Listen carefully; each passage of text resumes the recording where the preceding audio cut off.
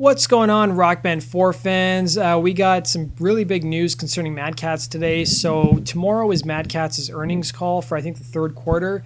And ahead of that earnings call, we learned that the Mad Catz CEO and chairman have both resigned. And, that probably can't be a good sign. I guess their CEO had been there for about 10 years or so. And if you guys remember earlier in 2015, they were really banking on Rock Band 4, making a lot of money and helping the company weather through tough times. And I don't really know what to make of this. I'm not really a business person. I think it's definitely not a good sign. I think at worst, if something happens to Mad Catz, you just probably won't be able to find instruments.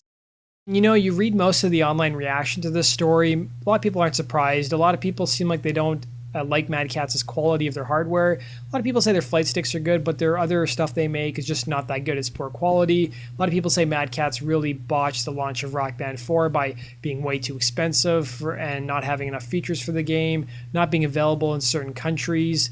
And I'm not really surprised. I think a lot of people predicted this when Rock Band 4 was announced, that Mad Catz, being the publisher, would totally drop the ball on Rock Band 4's launch, and I'm not surprised here. What is surprising though is, Rock Band 4 was number 10 on the NPD charts for October. It seems like it sold reasonably well, at least well enough for Harmonix to keep continuing to support the game with monthly updates and monthly DLC. I'm kind of curious if something does happen to Mad Catz.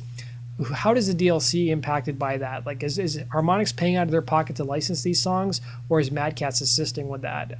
That I don't know if we'll ever learn the answer to. The other thing I want to talk about was my thoughts on today's DLC announcement. We have 7 new songs released from 6 different artists. Great lineup of songs. This is actually one of my favorite weeks of DLC that's probably been announced in a while. Valentine's Day week is always special for Rock Band DLC. They always release something good. And tomorrow I'm really excited to see how the songs are going to play. I'm going to have a full review on my channel.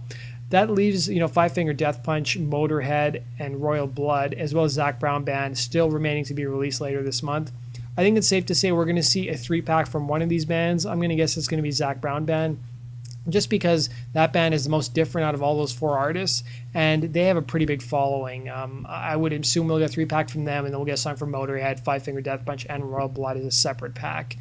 I want to know from you guys, what do you make of the news from Mad Catz today? And let me know, what are your thoughts on today's DLC announcement? Comment below and let me know. And as always, make sure you subscribe to my channel for the latest rhythm gaming news. Take care.